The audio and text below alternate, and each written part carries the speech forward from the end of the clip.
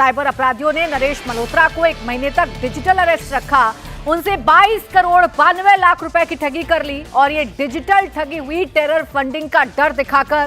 Cyber अपराधियों ने नरेश मल्होत्रा को फोन कर बताया कि उनके आधार कार्ड की मदद से मुंबई में एक बैंक खाता खोला गया है और इस खाते पर पुलवामा टेरर फंडिंग हुई है।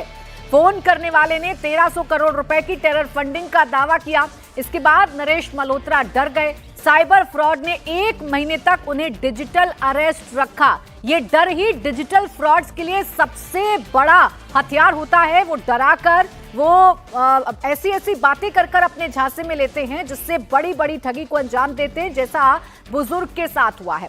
अब ये देश की सबसे बड़ी ठगी कैसे हुई, ये साइबर ठगी कैसे हुई, कैसे बुजुर्ग को डिजिटल अरेस्ट रखा गया, ये मैं आपको सिलसिलेवार तरीके से बताती हूं।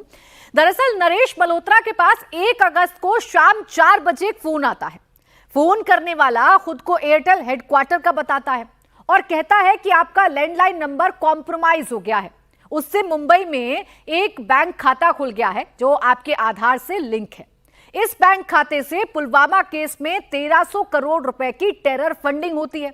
अब जब फोन करने वाला ऐसी जानकारी दे तो जो फोन रिसीव कर रहा है नरेश मल्होत्रा, वो डर गए। अब इस डिजिटल अरेस्ट फ्रॉड की शुरुआत इसी डर के साथ होती है। क्यों? क्योंकि 1 अगस्त को नरेश मल्होत्रा के पास जो कॉल आया था जिसमें उन्हें बताया गया था कि उनकी सभी कम्युनिकेशंस लाइंस को बंद किया जा रहा है। इसके बाद ठगों ने उन्हें एक फर्जी कोर्ट ऑर्डर भी भेजा जिसमें अधिकारी का नाम अंकित तिवारी लिखकर भेजा।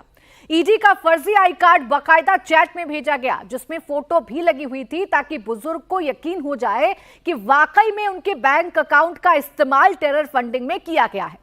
फिर इसके बाद ठगों ने कैसे बड़े शातिर अंदाज में कोर्ट ऑर्डर भी भेज दिया नरेश मल्होत्रा को। 4 अगस्त से 4 सितंबर तक उन्हें हर 2 घंटे में रिपोर्ट करने और किसी से भी बात ना करने का ऑर्डर दिया गया। साथ ही उनसे रोजाना गोपनीयता की अंडरटेकिंग साइन करवाई जा रही थी। अब किस कदर बुजुर्ग को डरा दिया गया था और अपने झांसे में ले लिया गया था, ये हम आपको बता रहे हैं।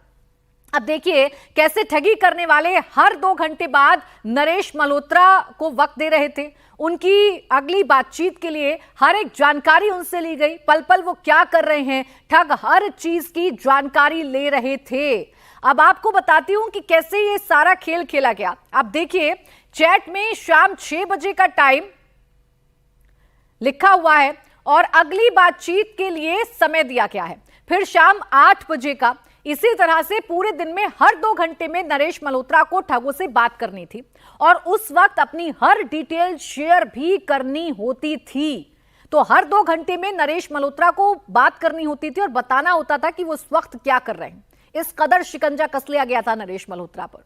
नरेश मल्होत्रा और ठगों के बीच की एक और चैट में आपको दिखाती हूं जिसमें बैंक ट्रांजैक्शन की बात हो रही है।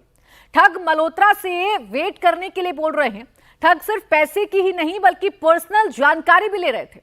चैट में का जो हिस्सा इस वक्त सामने आया है उसमें नरेश मल्होत्रा बता रहे हैं कि उनका फिजियो आ गया है। फिर पेमेंट की बात होने लगती है। अब किस बैंक से कितनी रकम नरेश मल्होत्रा ने ठगों के खाते में भेजी, इसकी डिटेल भी आपको दिखाती हूं। साइबर अपराधियों ने 1 महीने तक घर में नरेश मल्होत्रा को वर्चुअली कैद करके रखा।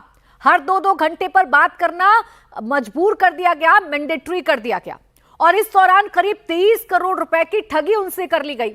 ठगों ने उन्हें धमकी दी कि अगर उन्होंने किसी को बताया तो उनके परिवार का अंजाम बुरा होगा।